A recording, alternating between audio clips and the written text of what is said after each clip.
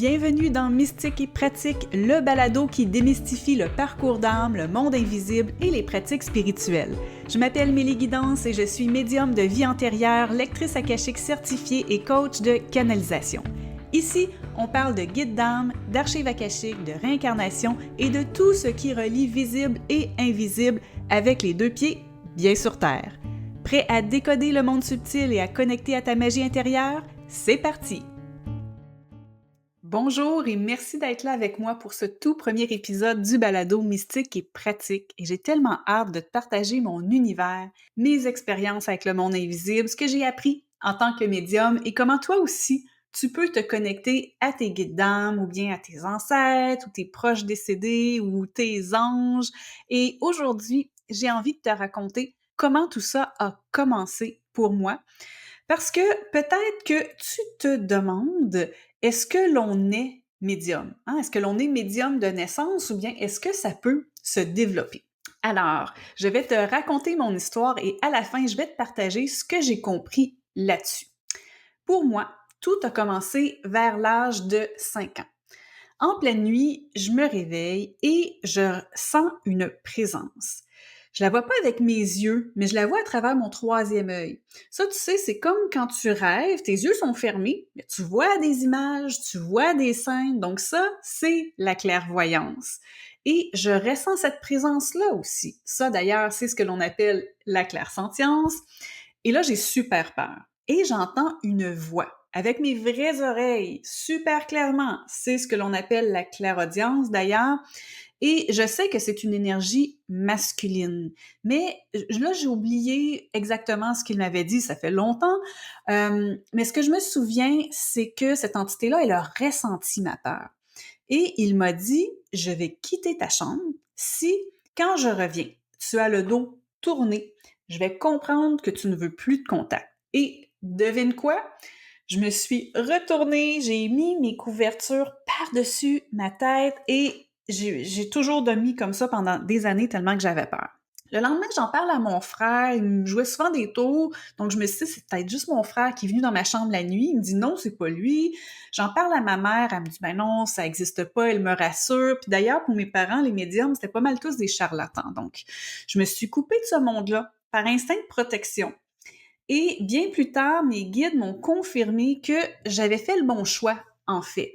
Avec mes blessures de rejet et de jugement qui viennent de vie antérieure d'ailleurs, puis on en reparlera plus tard, ça aurait été trop à gérer pour moi, là, pour une petite fille à l'époque. Donc, ça a été comme ça jusqu'à mes 25 ans. J'ai été complètement déconnectée jusqu'à ce que mon père décède. Et là, il y a quelque chose qui s'est réveillé. Donc là, j'ai 25 ans. 6 mois après le décès de mon père, je décide d'aller jusqu'au cimetière où il est enterré. Mais plus je m'en approche, plus je ressens comme un gros non à l'intérieur. Et je savais pas encore, mais j'étais en train déjà de capter par clair-sentience. Donc j'arrive devant l'entrée, puis je suis pas capable d'entrer. Il y a quelque chose que ça fait non. Là, je me dis, je vais juste aller par l'autre côté, par l'autre porte. Finalement, pas capable. Ça me dit dans ma tête, va à la librairie, va acheter le livre. Puis je sais exactement de quel livre il s'agit. Ça, c'est de la claire connaissance d'ailleurs. C'est le livre Un autre corps pour mon âme de Michael Newton. Donc, je traverse littéralement une grosse avenue à Montréal sans même regarder les feux de circulation. Il y a zéro trafic. Je me dis, c'est l'univers qui ouvre la voie, littéralement. Genre, c'est Moïse qui sépare les eaux. Sauf que moi, c'était le trafic sur Côte-des-Neiges. C'est un petit peu moins glam, mais ça a fonctionné. Il n'y a pas eu d'accident. Donc, j'arrive à la librairie, je demande le livre « Un autre corps pour mon âme » de Michael Newton. Ce livre-là, il m'a complètement fascinée. Je le lis, ça m'ébranle profondément. Ce sont des témoignages de gens sous hypnose, régression, qui parlent tous de l'au-delà, des guides d'âme, des vies antérieures, et tous avec les mêmes mots. Ils ont tous eu les mêmes expériences, peu importe leur culture, leur religion, leur croyance, ça me bouleverse. Je lis le livre d'une traite. Le soir même, bam, je vois une lumière bleue, mes bras, ils vibrent, je suis dans la peur totale, je panique, je crie, je dis « Stop, je veux plus vivre ça! » Je me referme encore une fois, je me coupe, mais cette fois-ci, il y a quand même quelque chose qui s'était activé en moi. Et je commence à ressentir plus fort. J'ai comme un mini éveil spirituel. Je me reconnecte à la nature, au soleil. Je me remets à faire du yoga. Je fais du ménage. Je réaménage mon appart. Je me sens plus vivante. Mais quand même, pendant 10 ans, 25 à 35 ans, j'ai zéro contact direct avec l'au-delà. À 35 ans, j'ai un point de rupture. Je craque, je vis un stress chronique. Un jour, je me fâche contre ma fille, puis je lui crie après. Et là, c'est comme si je me suis vue de l'extérieur. Je me vois, puis je suis en train de devenir un monstre. C'était pas moi, ça. Je voulais être une maman présente, inspirante. Je voulais pas être ça. Et ça a été le gros déclic. Je me suis mise à méditer, à lire des livres de Eckhart Tolle, à faire du désencombrement façon Marie Kondo, là, ça j'appelle ça Marie Kondé ma maison. Puis je suis tombée sur un épisode de podcast d'Oprah avec Ainsley McLeod, qui est un médium de vie antérieure. Et là, ça résonne très très fort. Il parle de guides d'âme, des missions de vie de nos familles d'âme, pareil comme ce que j'avais lu dans le livre. Il dit que tout le monde peut canaliser ses guides. Là, moi, je me dis, OK, mais moi, mes guides, c'est comme mes conseillers ultimes, là, ils me connaissent mieux que personne, ils me connaissent depuis la naissance de mon âme. Donc, je décide de les contacter. Je suis les instructions du livre, mais la première fois, tu sais, je me connecte, je me concentre, ça fait crack dans ma chambre, je panique, je pense qu'il y a un esprit. Mais j'étais motivée, j'ai continué, j'ai pris des cours. J'ai cherché une mentor. Mon mari m'a parlé d'une amie de la famille qui est aussi médium. Je me suis rappelée d'elle, qu'elle avait une énergie magnifique. Fait que là, j'avais confiance parce que je ne vais pas tomber sur un charlatan. Donc là, j'ai combiné mentorat, des cours en ligne, des pratiques avec des partenaires et chaque fois, ça coulait naturellement. Je canalisais avec aisance, je me suis pratiquée, j'avais plus peur, je savais comment ça fonctionnait. Et aujourd'hui, je sais pourquoi. C'est que j'ai déjà fait ça dans des vies antérieures. Et bon, de fil en aiguille, c'est comme ça que Méléguidance est née en 2021. Au début, je faisais des tirages de cartes canalisées avec des cartes oracle. À un moment donné, je suis au chalet. Puis en pleine séance, ben, pas une séance, mais un exercice de mentorat, je me connecte avec un arbre et je me connecte avec le gnome, l'espèce de chef des gnomes qui est à la base de l'arbre. Et je suis super fascinée, mais on dirait que je suis tellement excitée, je suis comme trop excitée. La connexion se coupe. J'étais super surprise, mais j'ai quand même entendu, comme la connexion se fermait, va lire le livre. Et là, je vois un flash d'un livre sur les archives akashiques que j'avais traîné avec moi au chalet.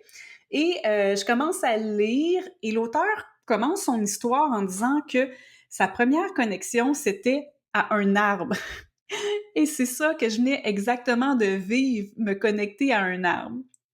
Donc, à ce moment-là, j'étais comme, OK, c'est incroyable, c'est un signe. Je me suis formée en annales akashiques, je suis devenue lectrice akashique avancée certifiée. Et c'est là que Méléguidance a vraiment décollé parce que les archives akashiques, ça touche tellement de monde. C'est profond, c'est guérisseur, c'est transformateur.